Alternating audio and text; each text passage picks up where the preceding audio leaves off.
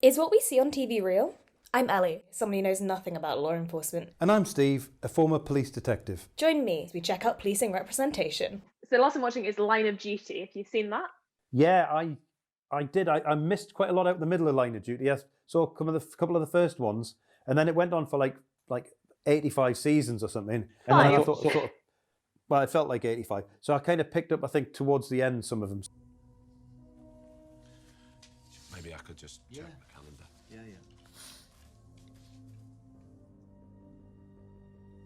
You wouldn't have entered my flat, would you, Kate?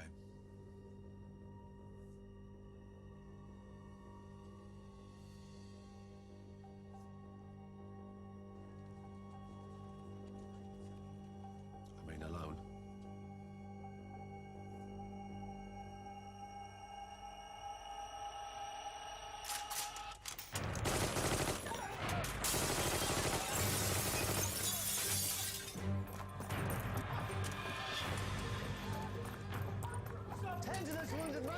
Has she just picked up a gun? yeah, she just grabbed it and ran. Oh, fair play.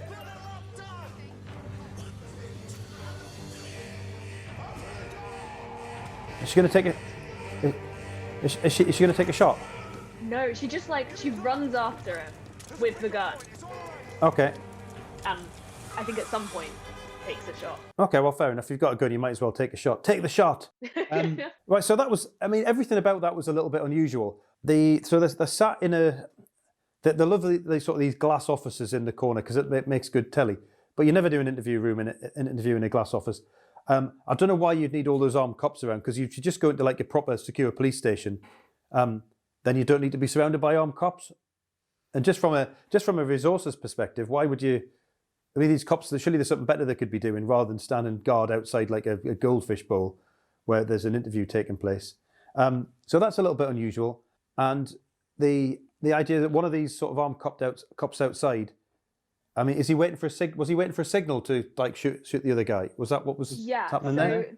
Dot is the one being interviewed, and he is a police officer who is also like a double agent or a bent copper who is in the pay of the gang, and he texts, I guess, like the gang to say, "Get me out of here," and then they send it to like all these bent coppers nearby and say, "Get him gone."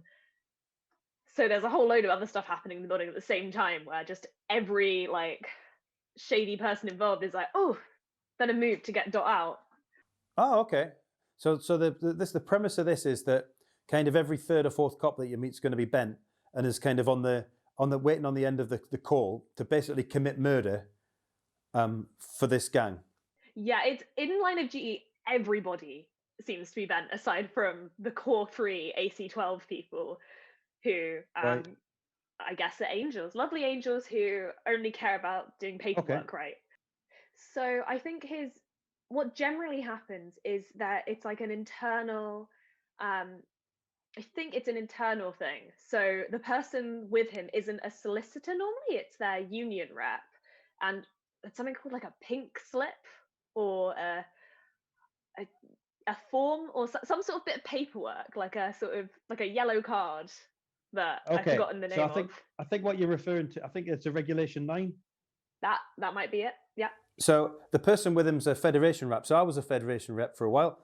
So a federation rep is there to look after the member, as in the police officer that's been investigated for a discipline matter, and they'll be served with a regulation notice that tells them what they're being investigated for. But I think generally this doesn't normally require like an armed guard to happen because it's normally because someone's been rude to a member of the public, or they haven't quite done the job properly. It's not normally dealt with for like major corruption matters.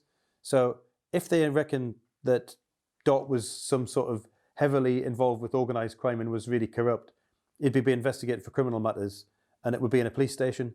So, and if it was, if the risk assessment was so severe that they needed armed police officers there, probably the safest thing to do would have been for everyone would have been to arrest him and take him to a proper police station rather than do it in a goldfish bowl in the corner of the CID office.